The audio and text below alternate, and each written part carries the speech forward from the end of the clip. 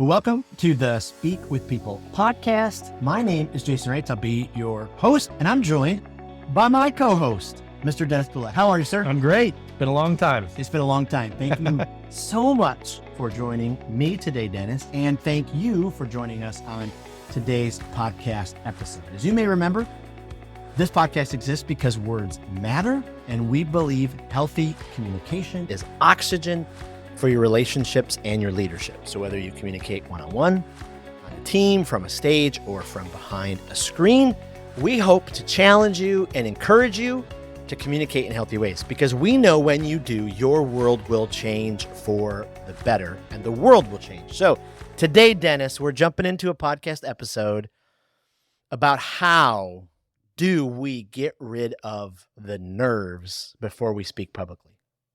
Like, what are some concrete ways to ditch the nerves? Have you ever gotten nervous before you've had to I'm nervous right now. I'm nervous right now. I'm always nervous. You're always nervous. Well, I tried to tell you before the show that I never get nervous. That's true. You did. I lied to you. Well, it was all of us. It was the whole podcast crew. Yeah, I was lying. But we weren't surprised because, Because you see me sweat. I'm a sweater. When I get nervous, I start sweating. Things start happening. It does. And yeah, it's never fun to go up on stage and be already wet. Ooh, yeah, absolutely. Sweaty. It's kind of gross. I could tell you this, and I know podcast listeners, you probably, are already wondering, wow, I'm really getting a lot of inside information on Jason and Dennis. This is embarrassing almost. But one of my evaluation points after I speak is really how sweaty I am. Because I honestly enough, the less I sweat, the less nervous I was, the more I was prepared. I mean, it's just interesting. Now, it all depends. If I'm on a stage with tons of lighting, I'm gonna or go crazy. in Cuba or somewhere where there's no air Dominican conditioning. Republic. It's a little warm down there. And so, Dennis, have you ever had a moment where the nerves got so out of control that you were like, I've got to do something with these nerves? I know whenever it's a super important thing that I get super nervous. If it's your final message, you're leaving a church or you're, leaving a place and you're saying goodbye, I usually get emotional. Yep. And so then I get emotional and emotional, but it's also either whenever it's your first time. So I remember the first time I ever preached in Spanish, and I was a nervous wreck because I wasn't sure if I had the right words, and I don't read my sermons or my talks or anything. So, I used to try to think, okay, so what's that word going to be? Because I got to look that one up. But the first time I ever spoke in Spanish, it was one of those stories where I don't remember the talk. I only remember the leading up to it and the afterwards, I finally did it. I did it. So those are times first time, last time are always huge nerve wracking times. Yeah. I can remember two off the top of my hand, and I only remember one because I posted a picture on Facebook this last week of me in the 8th grade talking in front of my church as an 8th grader. And the thing that I remember most is I had to use 3 phone books. Do you remember phone books?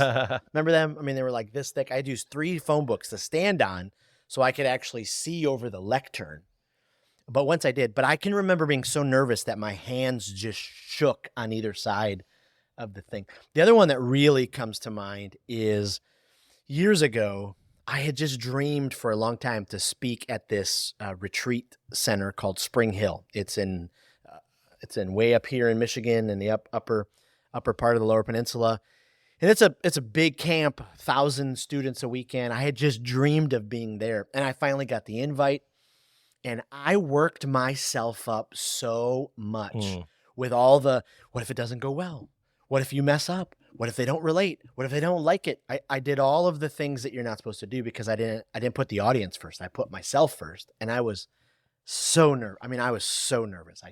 The sweating was crazy. It's kind of like a date. Shaking. It's when you go to ask, so I remember when I met Janelle. Yep. And the first time I needed to talk to her, this is a funny story. It has nothing to do with communication. Well, it has a lot to do with communication. But first time I ever met her, we're working at Publix together, and I'm bagging for her. And, sometimes when you get nervous, really weird stuff comes out of your mouth. Absolutely. And I said something like, I had to bend over to pick something up that fell on the ground. And I'm 17. And I said, oh, I'm getting too old for this. And I was like, man, that is not going to impress her at all. But she's awesome. So she laughed, and the rest is history. That was so, it. Yeah. That was it. We There say. you go. We say Sorry, something that was an like- aside. No, it was great. But it's so true. When we get nervous, we say things that we're like, why did I say that? Like, I can't even believe it. Yeah. And you work yourself up. Oh, we Instead work of ourselves like focusing on what you're going to say, you focus on, well, what are they going to think of me, and how am I going to say it, and what's going to happen? Absolutely. So for years, I've heard and read that public speaking is one of the greatest fears of the nation. And so I did a little Googling, and it still comes up in the top 5. It turns out other things are starting to replace it more and more. But I love Like not getting enough likes on Facebook. Absolutely. I mean, there are those type of things that's like, okay, this is a bigger deal. So Then- public speaking. Sorry, I got you. Anyway, so I love this quote by Jerry Seinfeld. According to most studies, people's number 1 fear is public speaking. Number 2 is death. Death is number 2. Does that sound right? This means to the average person, if you go to a funeral, you're better off in the casket than delivering the eulogy. Like, Yes. I love that, but it's so true. So why is it? Why do some people have such a huge fear, and why do we let the nerves just take us over? Man, I think it's because, for me at least, it's because I'm thinking more about what people are thinking of me. Yes. And I don't want to sound like an idiot. Yep. So I'm a little prideful Yeah. when it comes to that. Like, you know, am I too fat, or am I this, or am I going to be funny, or are they going to think I'm, you know, a goofball, or am I going to say something that doesn't make sense, or am I not smart enough? All of those things kind of like start Yep. crushing in on you whenever you're the one that people are listening to. Yeah, for me, it's some of that. I mean, I hate to say it, but it's some of that self-centered stuff, you know, because I took those and I replaced it with what's best for my audience and what will really help them. If I focused on those things, I'm a whole lot less nervous. Yeah. I was reading on a great website, an author by the name of Joey Asher from the website Speechworks, but he says there's a great deal of research that goes into glossophobia. Glossophobia. This is the real phobia for the fear of public speaking. And he said the reality of it is there's a lot of things that go into it, but some of it can be, psychologists can trace actually back to our childhood because of some childhood trauma. And so that like affects stage fright. Other people say it like gradually builds over time because it gets us out of our comfort zone, and, you know, we don't want to do that. Other people actually say it's a byproduct of low self-esteem. I love this by Mark Twain. He said there's 2 types of speakers in the world: the nervous ones and liars. And I'm like, okay, so it's kind of normal. It's kind of normal. We all get nervous. Yeah. We all get nervous. And so most of us fear public speaking for the same reason that we fear skydiving, because we weren't necessarily designed to jump out of airplanes. I mean, we do it. I would never do it, but people do it. But we weren't necessarily designed for that big type of speaking. This is much more easier for people. True. And we're able to do that. So what is the... Well, and we're not comfortable with it. We don't do it often. No. Most of us aren't like getting No. up every day and making No. a speech. And even like I'm no expert or, you know, I thought crazy- you were going to say, I've spoken 4,000 times in front of 70 million people. No, what I was going to say is even as many times as I have gotten in front of people, I still get that twinge. Yeah. I still get that twinge, Yeah. that nervous twinge. So what does it look like? What do the nerves feel like when they come on before you speak? Where we talked about sweating, what are some of the other things that kind of plague you? Oh, I definitely feel it in my stomach. You know, people say butterflies, but I don't know if it's a butterfly or a lion in there, like growling at me. Right. Like, what? Sometimes you start shaking. Yep. It's like shakiness is a big thing. Man, there's all kinds of stuff. But Nausea. for me, it's like the stomach. I start feeling the stomach. Then I'm like, oh no, what if I'm going to have to go to the bathroom whenever I'm up there? So then I go to the restroom. Yep. And usually you're mic'd up. So you're like, uh-oh, I hope this mic is off. Right. And then you come back out, and then it's like your turn to go up, and you're like, oh no. So now, where are my notes? Is everything ready? Now I'm sweating. Absolutely. Yeah. Yeah. You could get dryness of the mouth. the yes. sweating, the tightness of your chest, or the nerves in your stomach. I mean, even for some people, like they forget to unlock their knees, and so they start to feel woozy. Yeah, I mean, I move around too much, so there- that doesn't happen to me. there's just so many things. But maybe for you, as you're listening to this, maybe your boss has asked you to deliver a presentation in front of, your peers at your workplace. Your stomach's just in knots. Maybe you've been asked to do a speech at your local chamber. And every time you think about it, your nerves get out of control. Maybe you're about to do a major proposal to a new client, and you're just, wherever it is. Maybe you're about to get up and, talk in front of your small group or at church. Whatever it is, what we want to do on this podcast is give you 3 concrete ways to ditch the nerves before the next time you have to do some public speaking. 3 ways. 3 ways. Let's start with number 1. Prepare, prepare, prepare. Now, I know I just gave you 3. Sounds like 3 to me. Sounds like 3, but it's really 1. Prepare, prepare, prepare. Colin Powell said, there's no secrets to success. It's the result of preparation, hard work, and learning from failure. I had a professor in college that used to say preparation is the key to success. That's that was it. Like, that was the thing that he told us all the time. Preparation is the key to success. When you're prepared, then you'll be more successful. That doesn't mean you're not going to be nervous. Right. But at least kind of your content, what you're going to say. But that preparation can help calm those nerves. I mean, people, like, the more time you put in, I think of it this way, I'm not a nature guy. I used to live in an area where, like, I was surrounded by nature, and I learned to, like, appreciate it, and I learned to, like, start fires and sit around the fire. I've really never been like a sit around the fire guy. But I learned, as I was learning how to start fires and grow them, the more that you kind of poke and prod them and get things moving and add more, lumber to it, they grow. The preparation's the same way. The more time you're able to spend preparing, it just lowers the nerves, and it gets you to this place where you cannot wait to deliver whatever you need to deliver. And that's the key to preparation. Because if you don't put any preparation time in, of course the nerves are going to get out of control. And of course you're not going to be ready to deliver. So it's just helpful. And preparation is so important, whether you're doing, a Zoom meeting, whether you're speaking 5 minutes at your company's all staff, like whatever it is. So let's talk about some preparation tactics. Like, what are some things that you do to prepare and to get ready for, speaking in public? Yeah, I mean, there's all kinds of things you can do, but one of the things that I like doing the most is actually trying to find out the environment that I'm going to be in. Yes. So we're going to talk about some other things, but one of my all-time favorites is, like, if I know I'm going to be speaking, like, let's say when I was in Mexico, I would speak in chapel. It was like once every quarter. Like, they didn't let me speak a lot. I don't know why.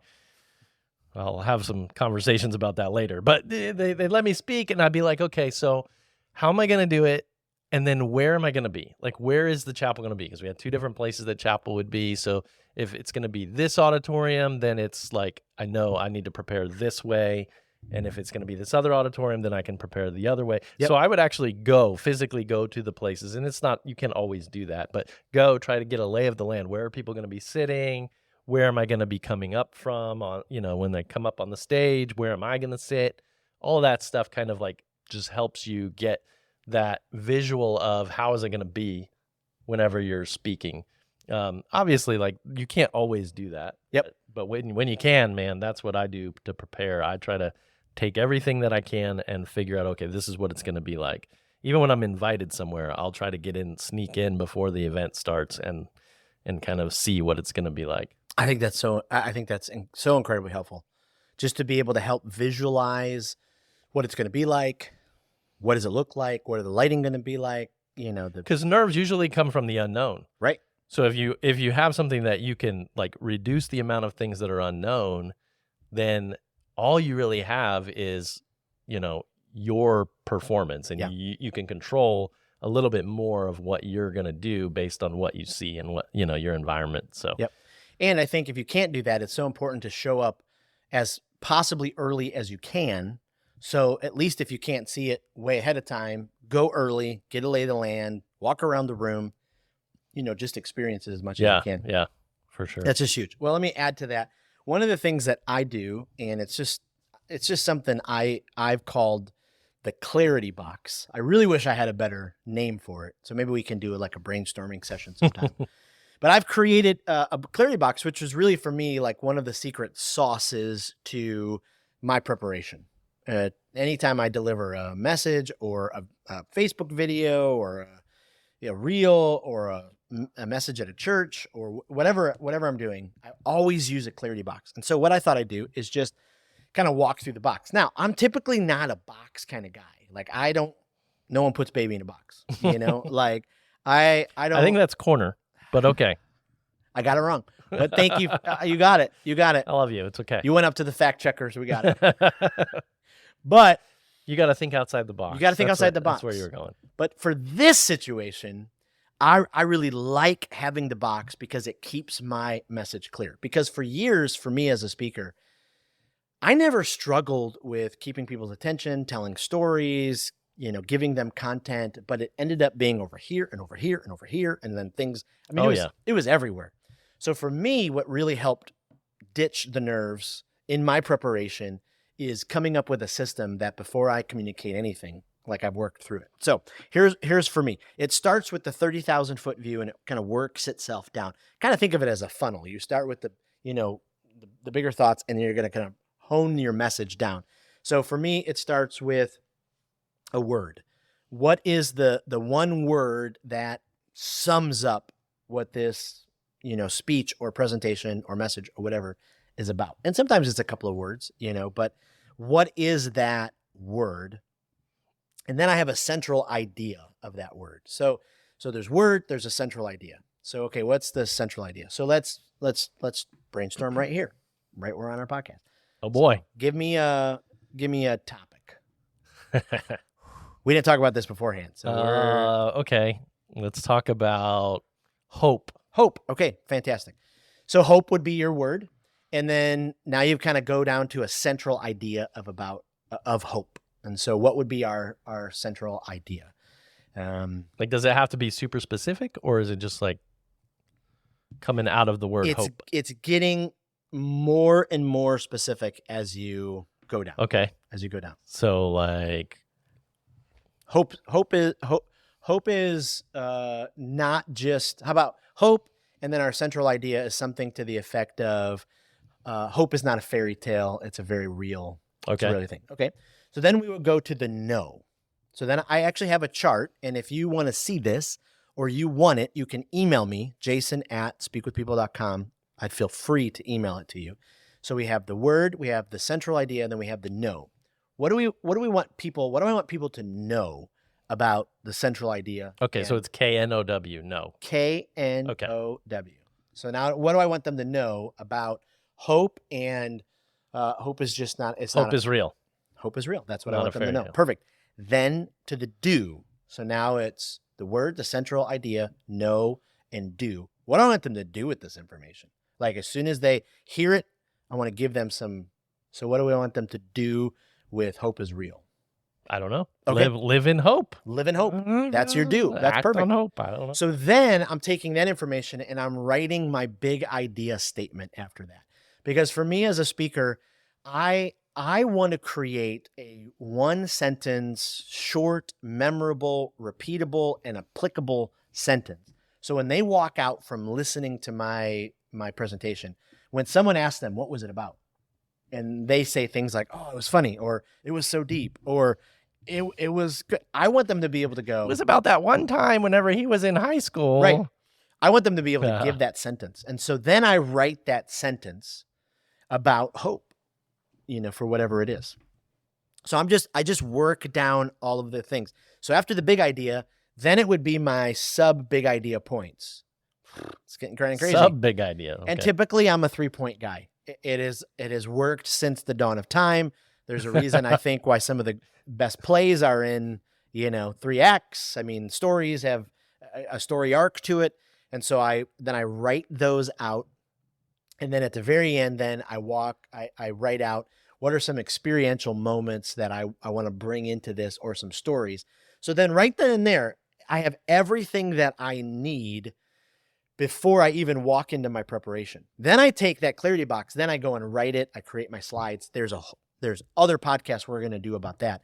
But for me, that really helps with the preparation. Yeah, so the clearer you are about your message, that's it. The better. So when so like last week at PodFest, when you and I and the podcast team, I sat down with someone from a leadership books, and he was talking to me about, okay, what does it look like to be an author and write a book and all that kind of stuff. And he said, tell me about the book you want to write. Well, not to brag, but I've done that system with the book I want to write, and I was able to give him a very clear, succinct look into what it was.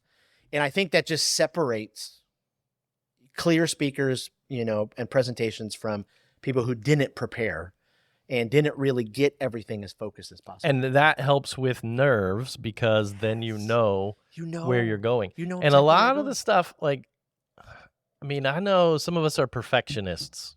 That's not me anymore.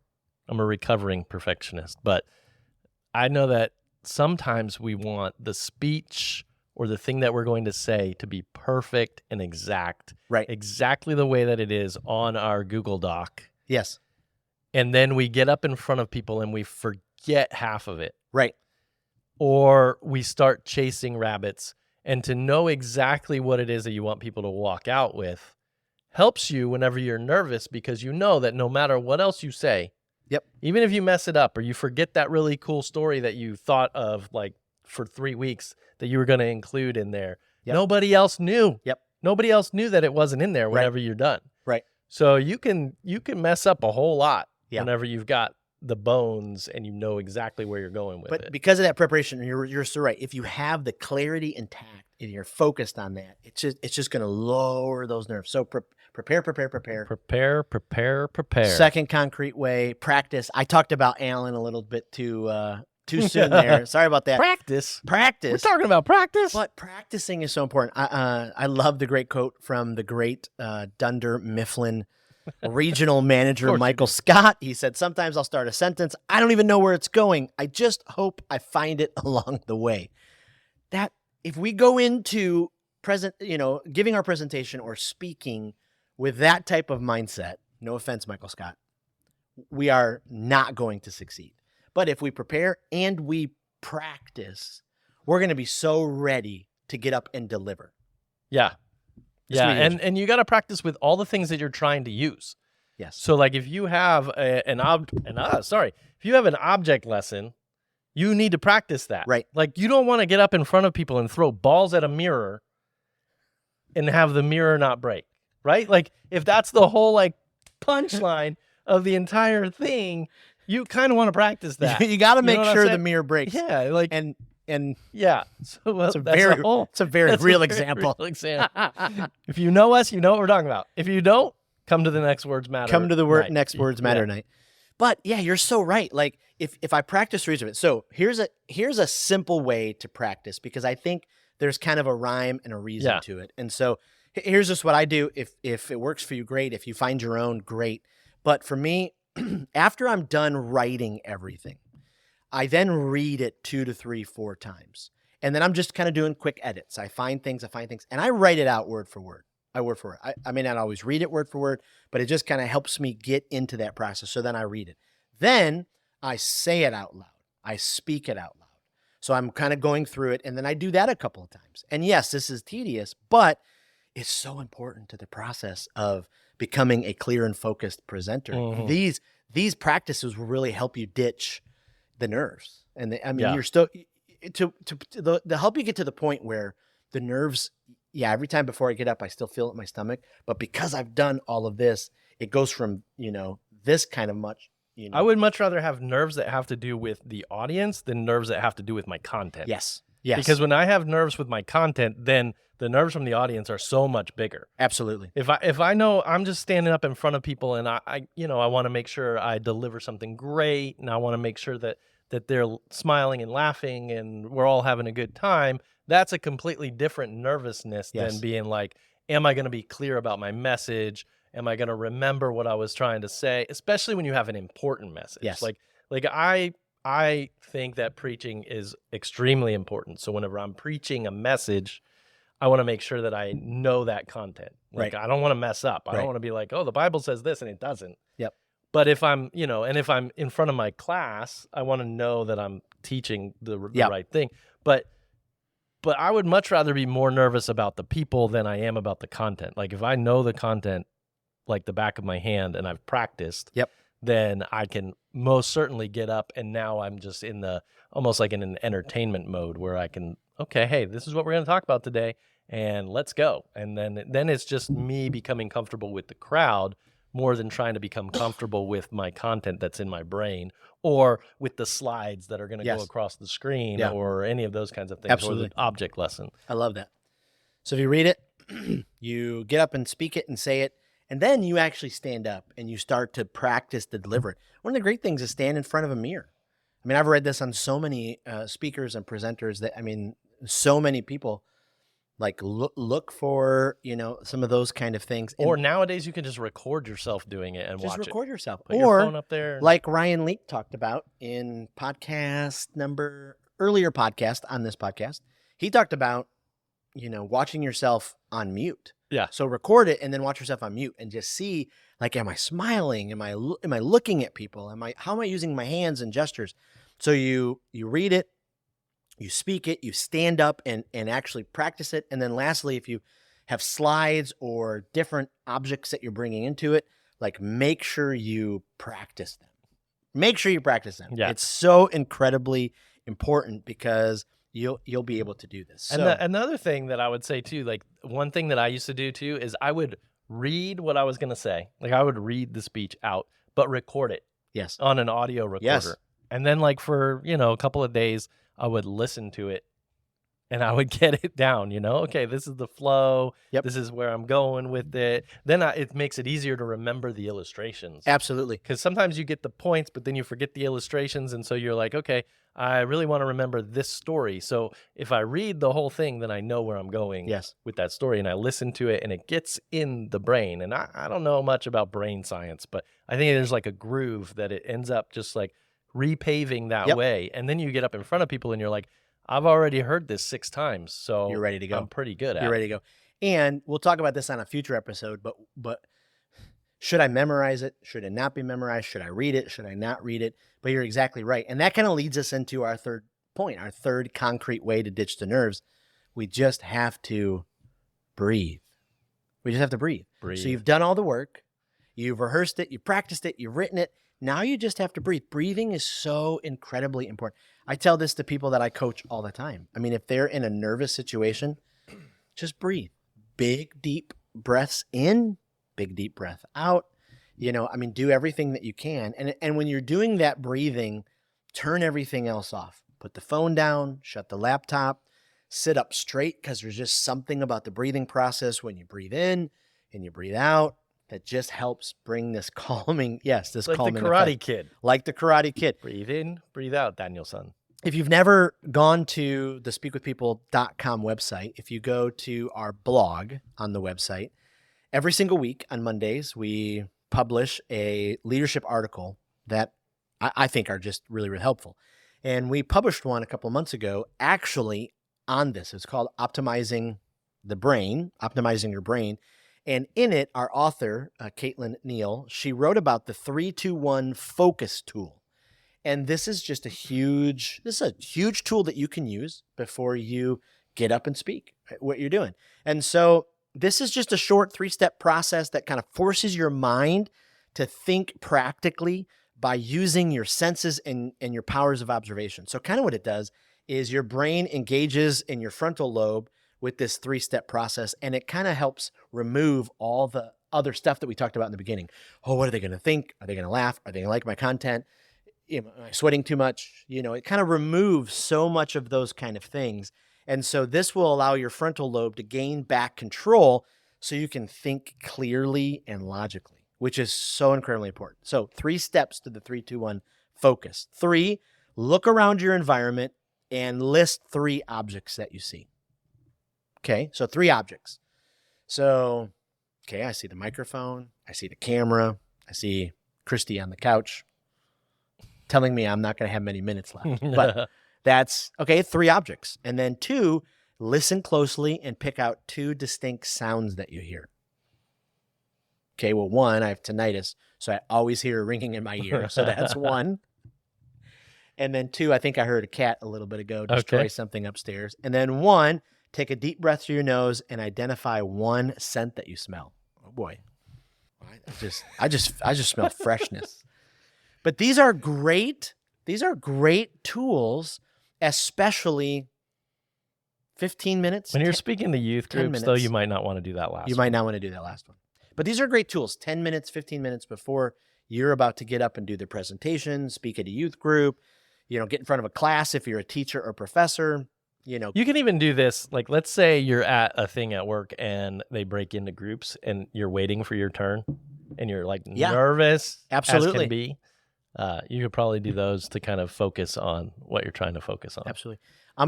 You want to stop after the one thing. Yes, absolutely. And then get ready. And then get ready. And for me, I will tell you, every single time before I walk on that stage, I take 3 big, deep breaths.